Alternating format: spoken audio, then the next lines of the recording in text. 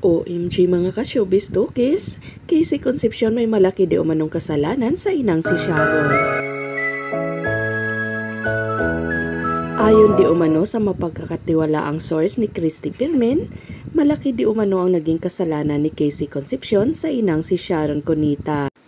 Isang napakahalagang bagay di umano ni Sharon Cunita ang naisanla ni Casey Concepcion nang walang pahintulot mula sa ina. At matagal di umano itong naibalik ng dalagang aktres sa kanyang inang megastar. Well mga ka-showbiz tukis, mag-ina ang dalawang ito kaya normal lang sa kanila ang away-bati na relasyon.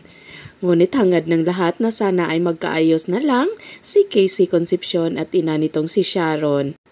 Kahit gaano pa kalaki ang naging kasalanan ni Casey kay Sharon Cunita, ina niya pa rin ito at dapat pa rin irespeto. Sa panig naman ni Casey Concepcion, walang hindi kayang patawarin ang megastar lalong-lalo na at bagay ang pinag-uusapan dito, hindi buhay.